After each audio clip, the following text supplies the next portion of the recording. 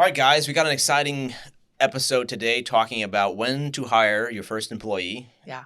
And if you should, some of the process of how you should. The right employee can be absolutely amazing. Yeah. You can make more money, have more freedom in your business. Mm-hmm. And then on the opposite side of it, if you hire the wrong person, it can be absolutely miserable. The opposite will be true. Every day can be just, you don't want to go to work. And some of those problems can be difficult to solve of dealing with people. So today we're going to kind of dive into some of the what's required to before you hire your first employee and kind of the process of getting into it. Yeah, I would say just to preface, we're not total experts in the hiring and firing and employing spae. You know, we're still learning along the way. But I think you ever become an expert at anything? Yeah. Like when you have a podcast, I think. No, I'm just kidding. And everybody thinks you are. Yeah. No, I think it was fun just earlier reflecting on some of those stories and just like what we've learned through even just the process of working together. And then I know we have stories prior to, Congenius too, but it's been fun to just dive into some of that and be like, oh man, we've learned a lot along the way. So we've made a lot of mistakes. But let's dive into it a little bit more. Yeah. I mean, as we're prepping for the podcast, I was thinking back at some of my earlier days of like hiring my first employee and what that was like and kind of trying to get back in that mental space of the excitement of it, the potential, the opportunity of like hiring another person, scaling it, and the dreams that you all have. And then like fast forwarding a couple months beyond that and realizing what I had set out for wasn't really what I was achieving by hiring that person. So a lot of times you can kind of be in this kind of idyllic space of being like, well, can I hire a person? They're going to take care of all that stuff. And then I'll have so much more time and they're going to take care of all these things. And then you find out, well, there's a lot more to it than that. Yeah. This is a whole other person with their own life. And, and did I get the right person? And so I think some of the things that's really easy to get into is sort of the vision for, it's sort of like dating, you have this dream of what could be, and it's not necessarily what it is. Right. And so it's like you have in your mind about, before I met my wife, it was like all of the ideas of what could be with everybody else I dated until you met her. And it was like, wow, now that's the person I want to be with. And I think it's going to be similar. Yeah. It's rose-colored glasses. Yes. Right? Exactly. Rose-colored glasses. Yeah. And we project, of like what we want from something onto other people as well. So the number one thing that I think I've learned from hiring, well, at this point, several hundred people, is it is a lot of people. Maybe he's an expert. I'm not an expert. Well, I wouldn't be the proclaimed expert. I mean, I think a lot of it hasn't been a formal education in the sense of I like people. I like being with people. I like learning from things. But a lot of it was I learned some things the hard way. For sure. I think that's how most people learn best. Sometimes you got to make mistakes to. I've learned a lot from other people, too. Yeah. I'd rather learn from other people. Yeah, now. Probably so. Yeah. I think in theory I would. Yeah. But do I really want to do that? Yeah, we don't know. Am I patient enough or just learning that way? Yeah. So there's a mentality shift required. Yeah. So before you get your first hire, there's shifting from being the person that's doing everything yourself to being now inviting somebody else to be a part of that journey. You have to shift from being the producer to now being the boss. Yeah. And you have to make space for that in your life as well, of bringing this other person on, not just into your business as a performer, a doer, but now they need to be part of the journey with you. They need to buy into what you're doing. And a lot of times we just expect that from our hires of being like, listen, your job is to do these things and be happy doing it. I'm paying you good money. Like that's not how you build a healthy relationship with people. And I think a lot of times shifting from being the person doing things to being a boss, we just say, okay, I hire this person. They're like a machine. They just do these things. They need to do them with excellence. They need to be treating like an owner. And then we're very disillusioned post-hire because we're like, wow, that person doesn't do half of what I'm able to do. And we should expect that. Yeah, because there's just as much work, if not more, after you actually hire them. And we're very patient with ourselves. Yeah, not less so with everyone else. Yeah. But it is like it's a job change. You know what I mean? So like before you bring on a new person, mentally you have to be like, okay, I'm ready to lead now. I want to step into a new role of leadership, and I know I'm gonna have to learn along the way. And, things like that. If you've never hired before, which I think this episode really is for. It's for small businesses is who we're talking about. We're not talking necessarily to the people with 10 employees. True. They figured something out there, hopefully, They can be putting comments in and saying, no. Yeah. You can tell us where we're wrong. And you got a team of 50 people and you're like, well, this is a long time ago. Yes. It's the beginning stage of all of this. But it is, especially in a space where, a lot of contractors are like, I love being a craftsman, and so then moving into being a leader is a totally different role that you have to be ready before you actually, bring somebody on. And it is a total mentality shift. So, yeah. And I think doing some self-reflection as well. Where are your skills? Because some people are better managers of people than others just by personality. Yep. I think some people are very outgoing, easy to connect with. And I think they can make fantastic bosses because they're energetic, they give, they have, and a lot of times I find that that's a requirement of my job, but it's not necessarily an energizing factor necessarily of just being outgoing all the time, being on all the time. Yeah. I think it's a necessary thing, but it's not like, I want to do that all the time, whereas other people can just, that's their life. Yeah. But then when they get into some of the details, they get into some of the, the more precise things, that might be more of a struggle. So kind of identifying where you're at as a person and being like, where are my strengths as far as managing people too, right? Yeah, for sure. And I think kind of jumping into like tagging off of that of like the self-awareness side of like knowing what your strengths are, but also like before you hire somebody, like what is the specific role that you're hiring them to do? You know what I mean? Like it takes definition. Yes. We were talking about that. It takes a lot of specifics before you bring somebody on. I know one thing that I've learned is early on, when I was starting to hire some people, I was like hiring for projects, and it was a really terrible place to be because you're like, and something you said earlier was like vision casting of like, what's the job look like a month from now versus like, what do you have that you need to fill today? Because, with construction, with any small business, like there's fires happening everywhere. And so you're like, I need help right now. But if you actually reflect on, hey, what are my weaknesses? What do I need to hire for? And hire for a role that's consistent and that's going to consistently add value rather than projects specifically. I think that's something that, helped me tremendously in like how I think about, hiring new people and things like that. So maybe you can kind of walk through an example of that, of what did that look like, a role that you hired where you found out that it was a project, and what would you do looking back at it now to do, how would you unpack that? How would you know if something was a project or a role? Yeah, I think, and tag onto it from your perspective too, but I think whenever I'm feeling like there's a lot of things that need to get done that have short timelines, that are not like recurring work, is kind of how I'm reflecting on it now. But early on, I was like, oh, okay, which it was a little different context. It wasn't construction specific. It was marketing specific, but I was hiring for, things to be designed or things to be done, that had a real clear end time, start and a finish. Yes. Was essentially what I was hiring for. But I was like, oh, I have 12 projects that I need somebody to work on. And so I was thinking like, oh, there will be more of that kind of down the road. We'll have way more projects down the road.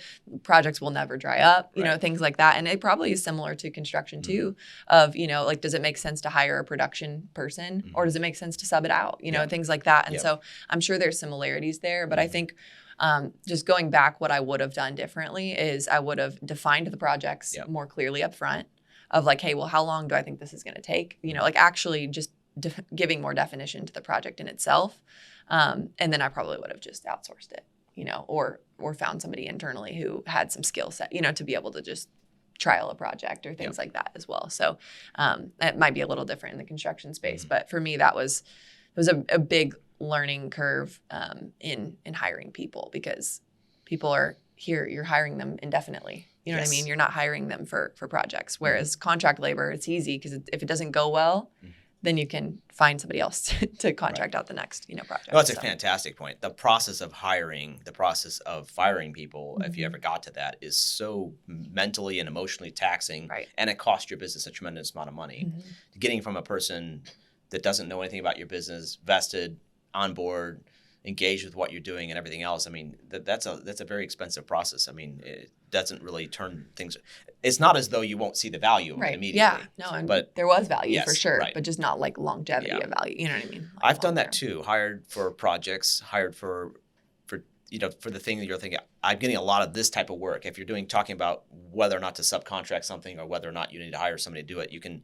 If it's something that is, a lot of people are requesting a certain type of service from you, and you're like, well, I need to just get more people to do that kind of thing. It's like, well, is that align with where you're going as a business? Is that what you want to be doing? Is that just a response to the fact that you have 4 people call you and want to do decks, but you're really like, that's not what we do. Yeah.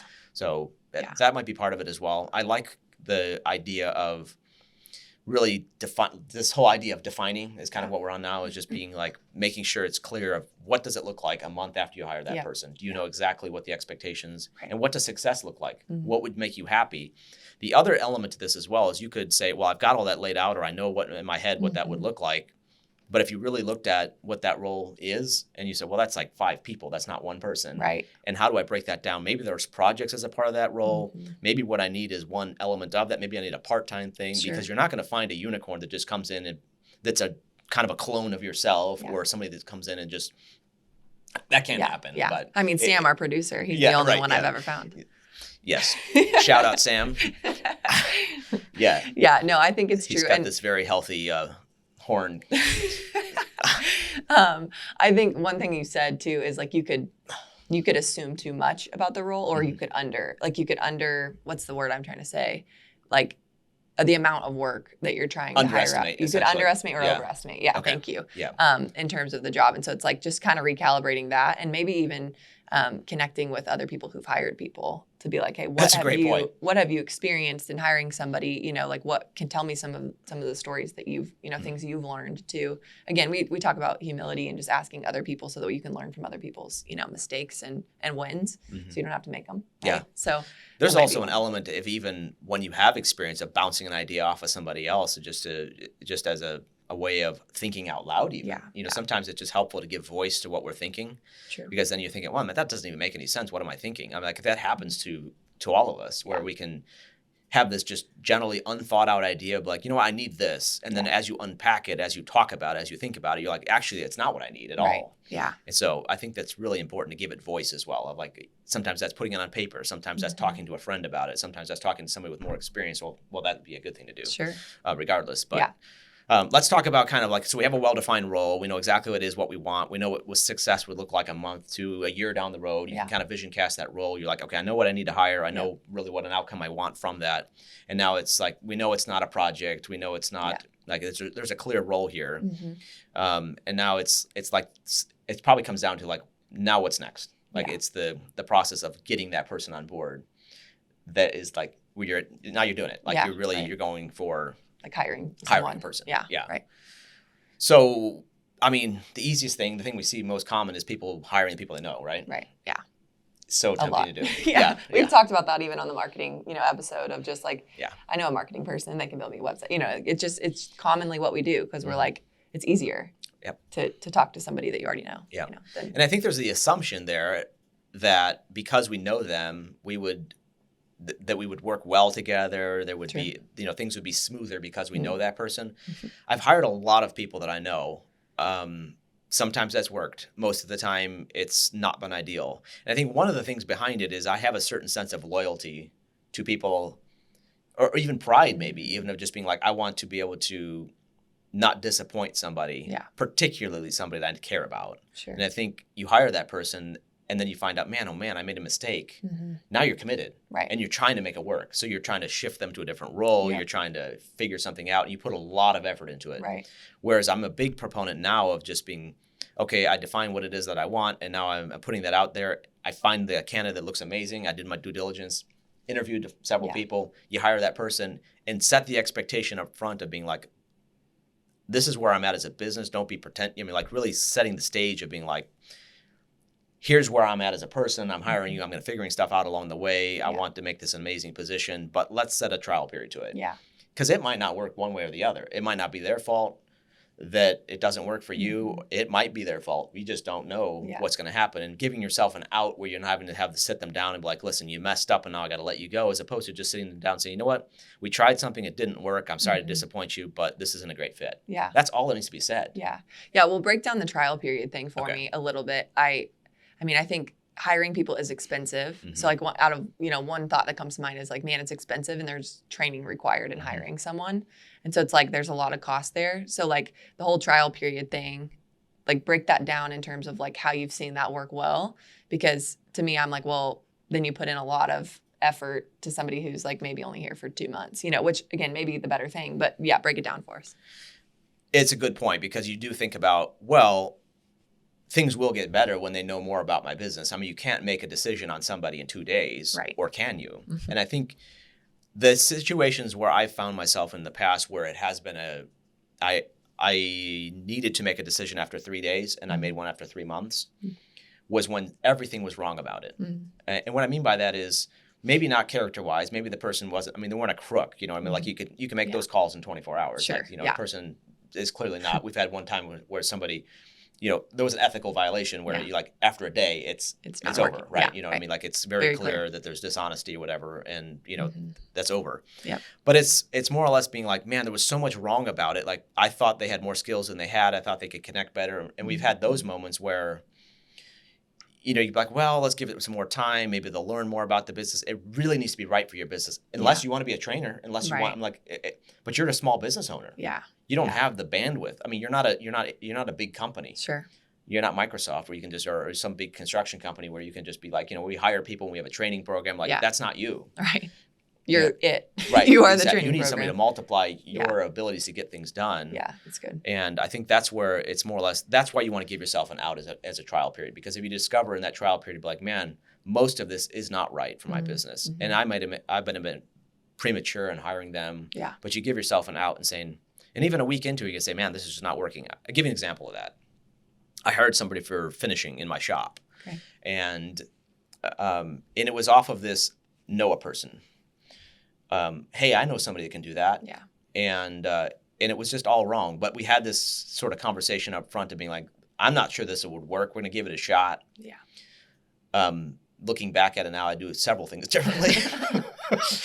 But one of the things that was right about it was we had the expectation going into it of being like, let's try it out. Yeah. And so when it came to the conversation of where I had to let him go, it wasn't like I was firing him. It was more or less just saying, you know what, we experimented with something. Yes, it's costly, but at the same time, it'd be way more costly to keep that person around. Good point. So I think that's kind of how I think about it. And I think there's also an element of people really putting their best foot forward. It's very hard. I mean, skills testing. I mean, there's a lot of mature companies put a lot of effort into vetting people up front. True. Yeah. And, you know, it's sort of like the bartender that kind of interviews the person in sort of like, you mix drinks, I'll watch. Yeah. You know, you can't pretend. Right. Yeah. If you're a carpenter, it's like go pound nails. Right. Put up trim. I mean, it's, you know, I think that's the kind of thing where instead of trying to put all that energy as a small business owner into this exhaustive hiring process, do your best to vet people up front and then be like, you know what? Okay, we're going to give you a week. Come on the job. Give you 2 weeks. Like actually work, you know. Yeah. And I think you don't jump to that first. Sure. I mean, you want to make sure that you feel like there's a good chance there, and then you give yourself an out. No, that's good. I think one of the things we talked about earlier, it kind of just ties to like setting great expectations and defining the role, and just like all of that is like, as an owner, if you're looking to hire somebody, you feel like you're in a place. You know, we talked about how easy it is to be like, I just need help, so I want to get somebody in. You know, like just. But if the mindset before you hire somebody is like, I just need help, like there's so many fires and there's like no definition like we talked about, I think you're not ready to hire somebody. That's a good point. You know, and so like just to specify that from a practical standpoint, you know, just and tying back into like the trial period and all of those things, like you have to have the definition still to enter into a trial period. Yep. You know, you can't just be like, oh, I've got all of these things and it's like super unorganized. And then when somebody comes in, they're like, I have no idea where I'm adding the most value, you know, on the job. And so, or in the office or wherever that may be. And so just a point there. And with, as an owner too, small business especially, you want to find people who can actually own things and give you time and money freedom. Like that would be the goal of hiring somebody is to achieve some more of that. I would think most people hire for help or hire for freedom. Isn't that what we talked about on the last? Yeah, I think it was Sean Van Dyke quote. Yeah. Yeah. Which I'm like, that's so good because it's like, that is, as a business owner, like you probably went into business anyways to achieve time and money freedom, which might require hiring somebody, you know?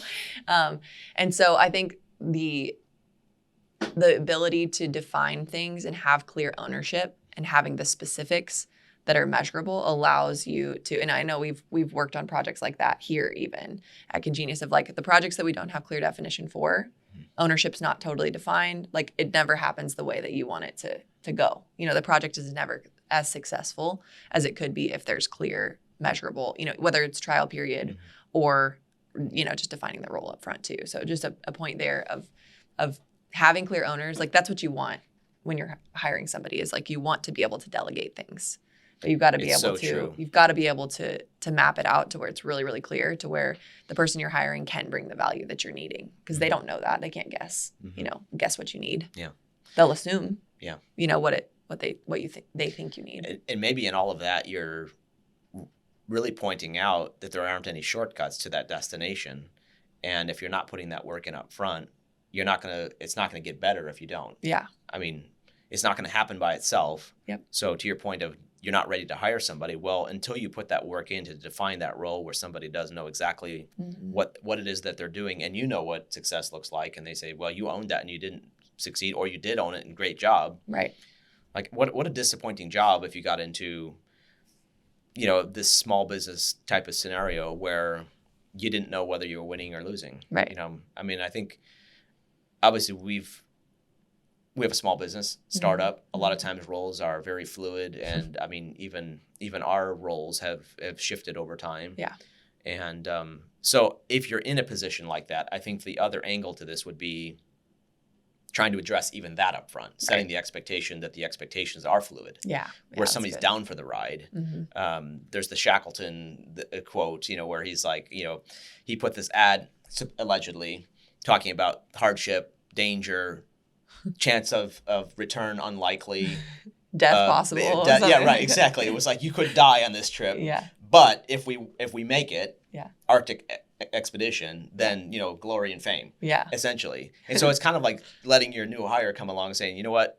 I'm down for the ride. Yeah, right. But, well, chance of death is possible. I mean, not maybe that's too far, but I mean, the chances of this not working are there. Right. We're still figuring stuff out, and kind of speaking frankly to where you're at as a business. I know that's kind of how I approached you when we're starting this as well. Yeah. Just being like, there's a lot. Obviously, it's taken more of a life than I was even able to project at that point. But nonetheless, it's just like I'm not exactly sure what it is that this role will end up being, but I know your skills, I know your abilities, and I know that we need you here. Yeah. And I think that can work. Yeah. It's a lot harder though. Right. Yeah. I mean, the vision casting is important because you're trying to win somebody to come on your team. Yes. I think even Drew Williams, he used to, be on a podcast host and work, with us. And he was like, the best leaders are some of the best salespeople that he's ever met. And I thought that was really interesting because it's like, you can work really, really hard to hire the right person and get them there. Yep. And set the right expectations and set the right negative expectations and things like that. But it's the job, of the role of realignment that we talked about earlier to keep them there. Yeah. You know what I mean? So it's a whole nother set of responsibilities. Yeah, let's talk about the hire and done kind of mentality. Like this is back to the mindset shift of back to being a boss. Like being a boss is not about like, okay, I hired that person and great, and job solved. Like your work just got started. Yeah, it's so true. Something else had to be paused for you to focus. You know what I mean? Something else is giving. So when you decide to bring somebody on, it better, take up a chunk of work that you can actually delegate so that way you can put that effort to where you can grow your business. One of my contractors I worked with, he would make a point out of having a lunch meeting with one of his team members every week. And so he had probably 6-7 people on his team. So he'd connect with them about every 6 weeks, 5-6 weeks. He'd connect with each person on his team, sometimes more than that if they needed it. And I think what he gained from that was this connection point relationship with that person where they could kind of speak frankly about things. But I think you need to take it one step further, though, if people are, if you pick up on a clue, like that person is like, something's off, of just being really digging into like, I've just noticed and really give them something to act on of just being like, I've noticed you don't seem yourself lately. Is there something that's on your mind? Yeah. And give them an opportunity and if they say, no, everything's fine, it's not, then just leaning into it a little bit more of just being like, well, I know you just don't have the spark anymore. Is there, is there something, is there something I can help with? Is there something on your mind? Is there something work related? And kind of helping it. Because a lot of times we just blow off the things that we don't want to address, sometimes negative, just being like, yeah, it's fine. Ask any person how they're doing. And most people will tell you they're fine. Yeah, true. And I think our employees have this sort of like risk as well of just, do I want to talk about it? Do I not want to talk about it? Kind of being diligent to keep tabs on people. That's good. And that's a job. I mean, just when I think I'm winning, I need to get back at it. You know what I mean? Like it's not like you ever are in a position where you can be like, I'm done with that. Okay, I don't have to do that anymore. Do it again. Yeah. You have to do it again. Yeah. It's a continual. It's a role. Yeah. Yeah. It's a job. So what else is a part of just the whole process of hiring? I mean, I think one thing that just sparked in my mind when we were talking about it is just like, especially in the construction space, we've heard so much that it's like hiring is hard. It's hard to find the right people. It's hard to, so I'd be curious just your thoughts on, I know we've talked about, people work for people rather than, just a job. Yep. And so maybe like give your perspective on like finding the right people, even when the market might be, it's not like people are flooding, knocking on your door, looking for a job. How would you address the mentality of, man, it's so hard to find good people. Like I think we hear that a lot. I know that's a curveball. We didn't talk about that earlier, but just maybe give your 2 cents on it. The couple things that come to mind when you mention that. One is there's this level of like expectation for great people to be great. And I think there's a level of reflection on a boss or a manager that their people will mirror. Now, great people will try to be great, even in a bad environment. Sure. I mean, there's an element of like somebody with the right skills, character, and experiences to be an amazing fit for your team. But even with all of that, that person can end up being misaligned with the organization if you're a poor leader. That's good. I've been in that position before where you have decent people, you have good people that really want a good job, and to be failing them as a leader. And I think there's an element of responsibility where if you look out at your team of saying, boy, this is not what I want. This is not the team I want to have. There's a reason why if you go to a Chick-fil-A, almost universally, you'll be greeted kindly. Yeah. Your meal is prepped fast and efficient. You have a certain level of expectation for a certain experience, right? Yep. That didn't happen because they have great employees. Right.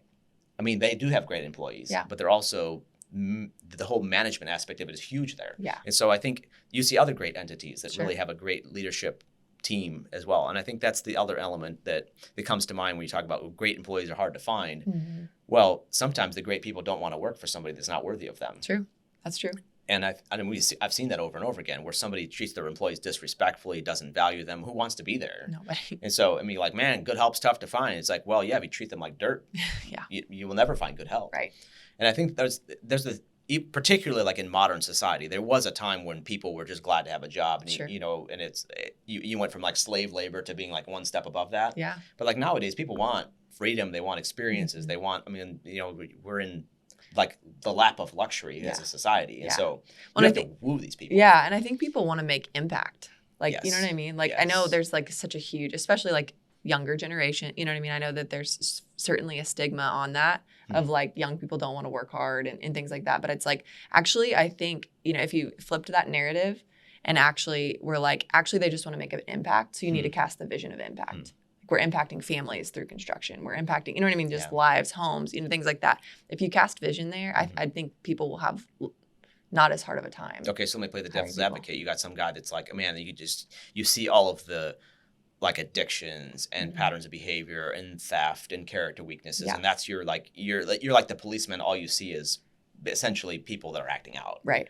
And so you like that is what you interview all the time, and so you can kind of get sort of really sort of. What would you be sort of skeptical and sort of like, like there's just, and you almost project on everybody because this is kind of your experience. It's kind of this, just really cynical mindset. And I think that was the thing we have to avoid in all of this as well, because being the right person, having the right company, being the leader that you need to be. And I think in that environment, there's something like the birds of a feather flock together. Yeah.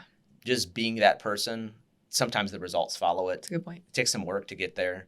But, I've hired in the construction space, I hired quite a number of people, and probably half of them didn't work out. It's a high number. Yeah. And it wasn't turnover most of the time. It was mostly finding that out in the first couple of weeks.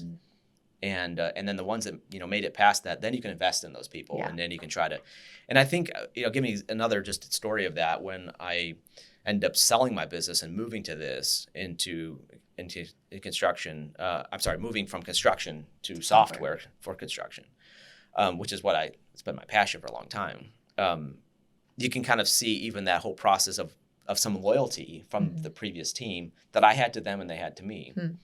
And it was neat. Like you could ask them for just about anything, and they wanted to do it for me. Wow. And finishing out projects, they were clear on the fact that they could potentially be out of a job, but I was trying to be like, okay, well, there's this other opportunity for you, and talking about that and being frank with them. And it was interesting. Not universally, but for the most part, everybody wanted to be a part of something that we were still doing.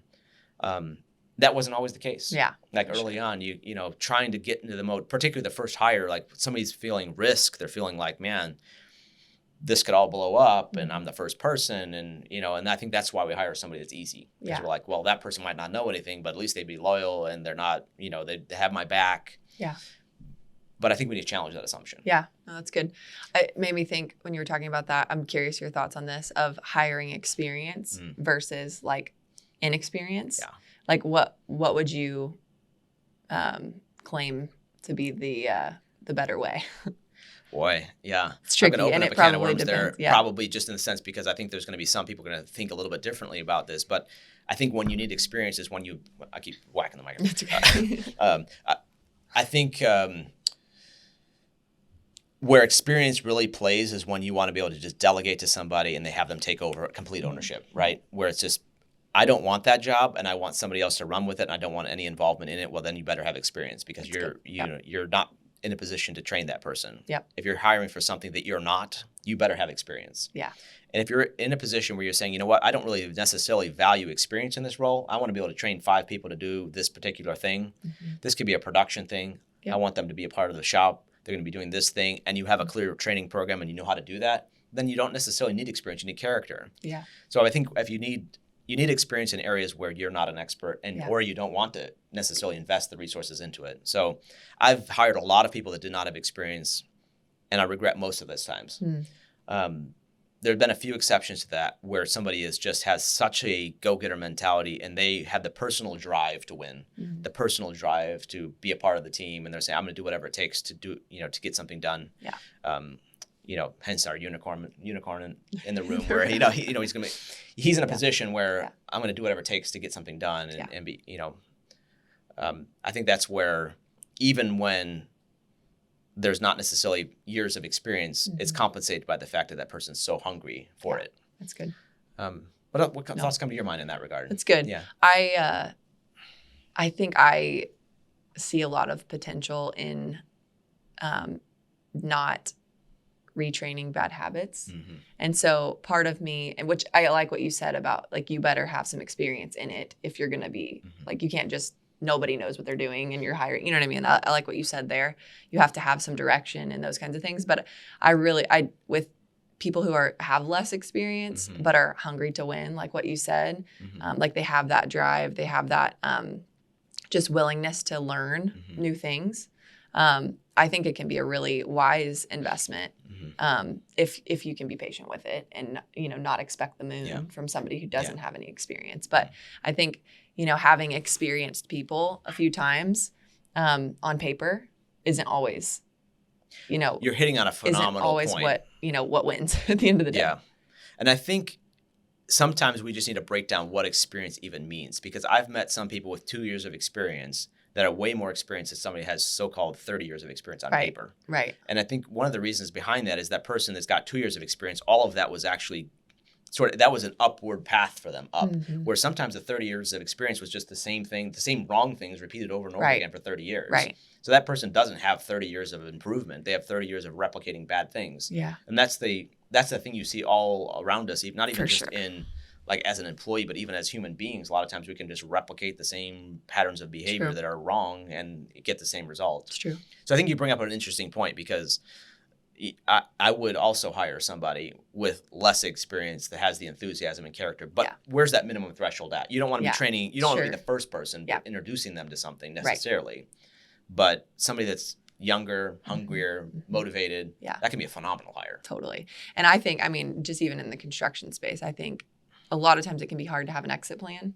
And it obviously depends on age of people who are listening and all the things. And, you know, if they have kids that they want to pass out, you know what I mean? There's so many factors there.